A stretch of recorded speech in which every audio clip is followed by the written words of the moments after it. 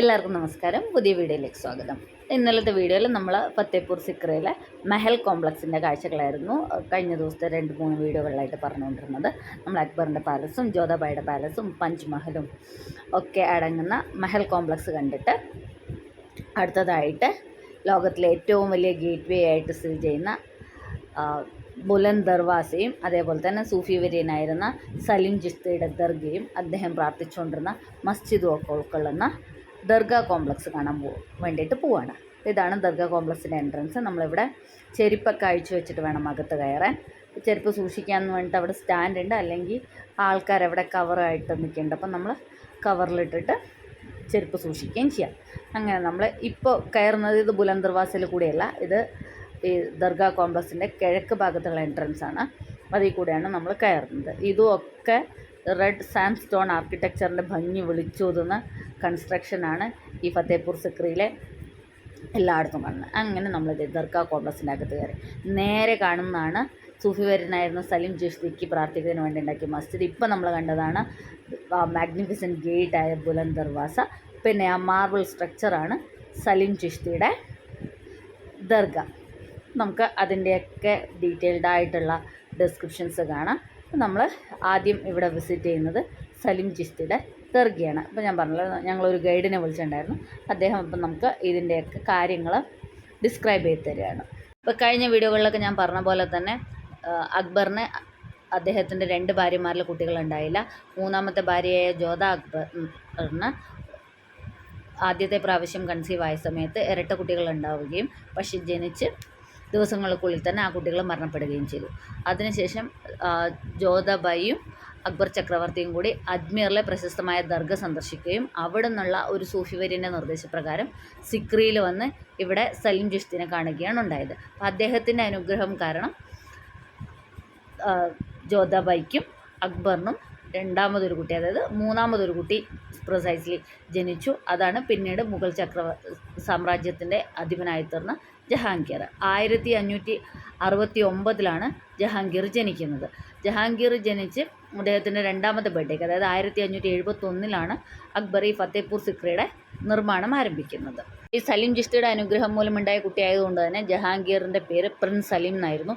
പിന്നീടാണ് ജഹാംഗീറിനായിട്ട് പുനർനാമകരണം ചെയ്തത്. അപ്പോൾ ഗൈഡ് ഞങ്ങൾക്ക് ഇതിനെക്കുറിച്ചുള്ള ഡിസ്ക്രിപ്ഷനൊക്കെ വിശദീകരിച്ച് തരാണ്. അപ്പോൾ ഈ ചിസ്തിയുടെ ദർഗയിൽ എങ്ങനെയാണ് വിസിറ്റ് ചെയ്യേണ്ടതെന്നുള്ളതും അവിടുത്തെ ആചാരങ്ങൾ എന്തൊക്കെയാണെന്നുള്ളതൊക്കെയാണ് അദ്ദേഹം ഞങ്ങൾക്ക് പറഞ്ഞു തരുന്നത്.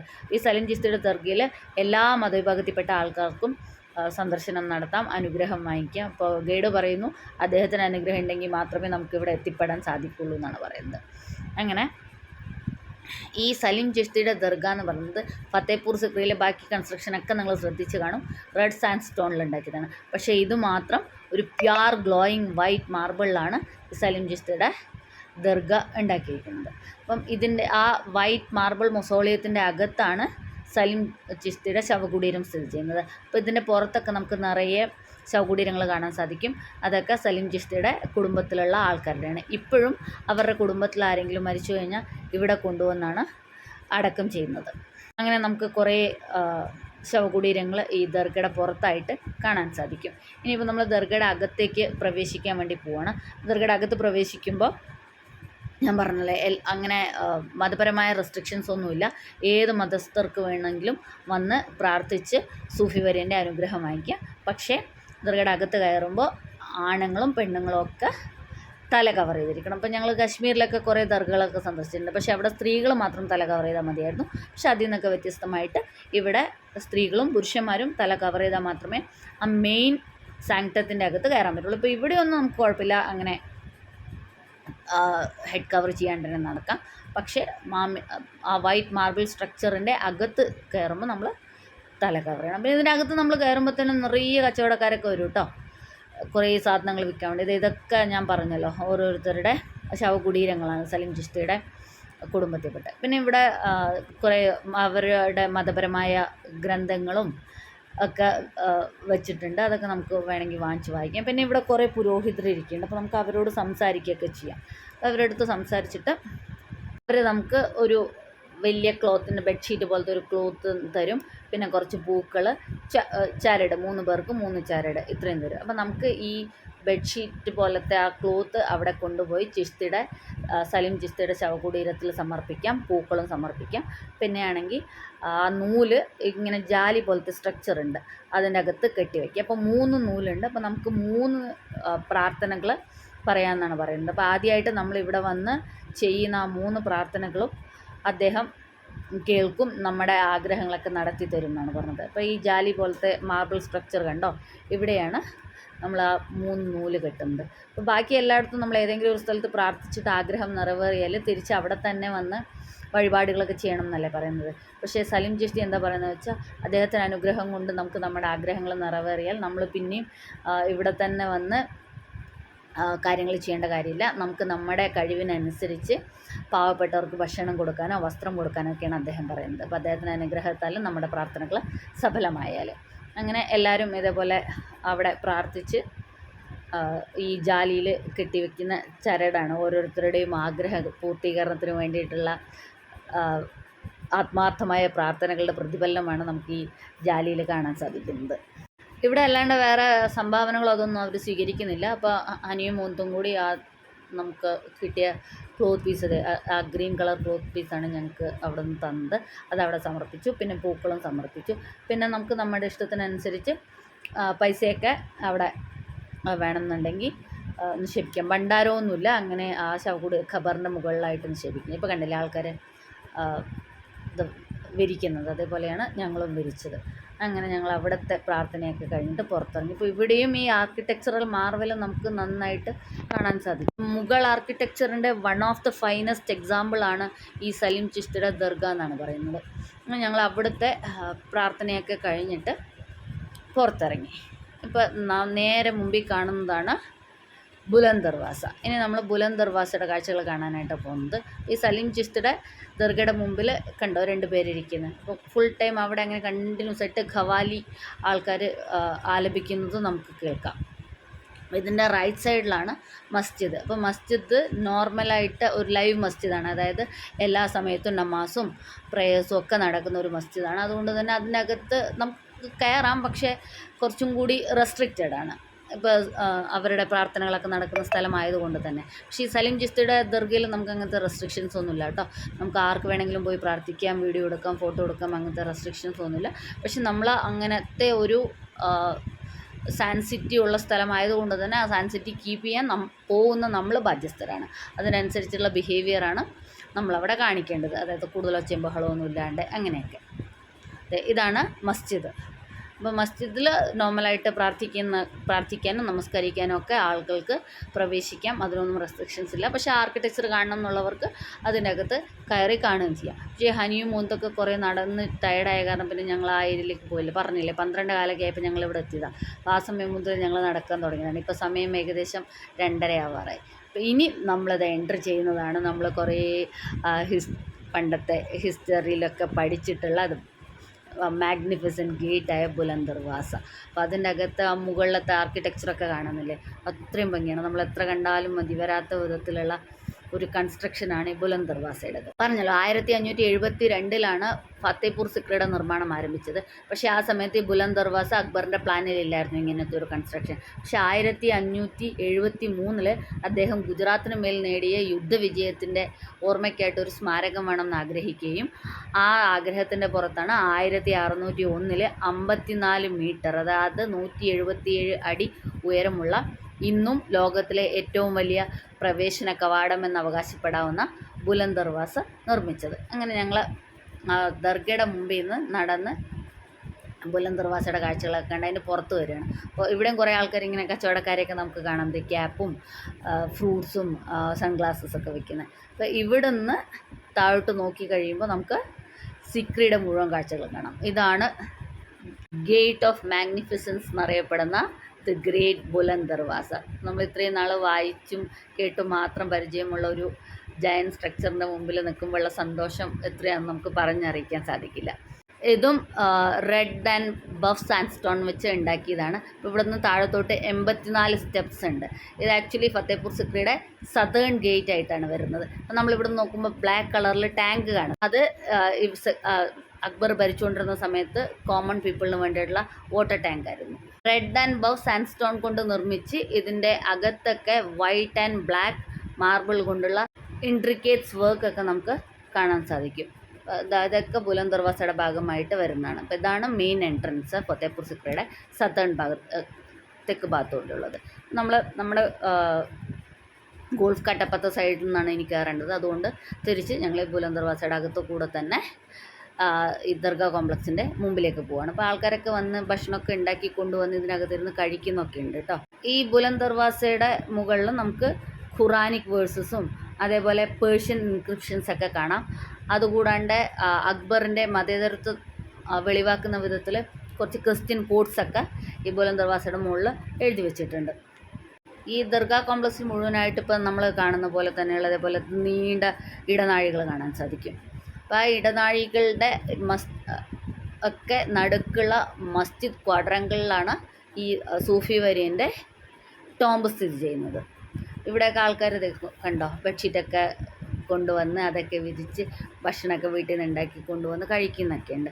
ഇവരൊക്കെ ചിലപ്പോൾ മസ്ജിദിൽ പ്രാർത്ഥിക്കുന്നതിന് വേണ്ടിയോ ഒക്കെ വന്നതായിരിക്കും. സൂഫി വര്യൻ്റെ ദർഗയിലും മസ്ജിദിലൊക്കെ പ്രാർത്ഥിക്കുന്നതിനൊക്കെ വേണ്ടി വന്നതായിരിക്കും. ഇപ്പോൾ ഹിസ്റ്റോറിക് ഇമ്പോർട്ടൻസ് ഉള്ളതിനേക്കാളും ഉപരി എനിക്ക് തോന്നുന്നു കുറച്ചും കൂടി മതപരമായ പ്രാധാന്യമുള്ള സ്ഥലമാണ് ഈ ദർഗാ കോംപ്ലക്സ് എന്ന് പറയുന്നത്. അതായത് സൂഫി വര്യൻ്റെ അനുഗ്രഹത്തിന് വേണ്ടിയും മസ്ജിദിൽ പ്രാർത്ഥിക്കുന്നതിനൊക്കെ വേണ്ടി തന്നെയും ഇന്ത്യയുടെ വിവിധ ഭാഗങ്ങളിൽ നിന്ന് ആൾക്കാർ വരുന്നുണ്ട്. അപ്പോൾ ഞാൻ പറഞ്ഞല്ലോ, ആ ഗൈഡ് പറഞ്ഞതനുസരിച്ച് ആക്ട്രസ് കത്രീന കൈഫൊക്കെ 3-4 പ്രാവശ്യമൊക്കെ ഇവിടെ സൂഫി വര്യൻ്റെ ദർഗ സന്ദർശിക്കാൻ വന്നിട്ടുണ്ടെന്നാണ് പറയുന്നത്. അപ്പോൾ അതിൻ്റെ ഫോട്ടോസൊക്കെ അവിടെയുണ്ട്. പക്ഷെ അത് നമുക്ക് വീഡിയോ എടുക്കാൻ പെർമിഷനില്ല. കത്രീന കൈഫ് ഇവിടെ വന്ന് പ്രാർത്ഥിക്കുന്നതിൻ്റെയൊക്കെ നമ്മൾ നേരത്തെ സമർപ്പിച്ച ചദർ സമർപ്പിക്കുന്നതിൻ്റെയും അതിൻ്റെയും അവിടെ ജാലിയിൽ നൂല് കെട്ടുന്നതിൻ്റെയൊക്കെ ഫോട്ടോസൊക്കെ അവിടെ ഡിസ്പ്ലേ ചെയ്തിട്ടുണ്ട്. ഇവിടെ നോക്കിയാലും നമുക്ക് ഈ റെഡ് സാൻഡ്സ്റ്റോണിലുള്ള ആർട്ട് വർക്കിൻ്റെ ഭംഗിയാണ് കാണാൻ സാധിക്കുന്നത്. അപ്പം അങ്ങനെ അത്രയും ആർക്കിടെക്ചറൽ മാർവലുള്ള ലോകത്തിലെ പ്രധാനപ്പെട്ട ഗേറ്റ് വേകളിലൊന്നായ ബുലന്ദ് ദർവാസയും കണ്ട് സൂഫി വര്യൻ്റെ അനുഗ്രഹവും വാങ്ങിച്ച് ഞങ്ങൾ ഫത്തേപൂർ സിക്രിയിലെ ദർഗാ കോംപ്ലക്സിൽ നിന്നും പുറത്തിറങ്ങുകയാണ്.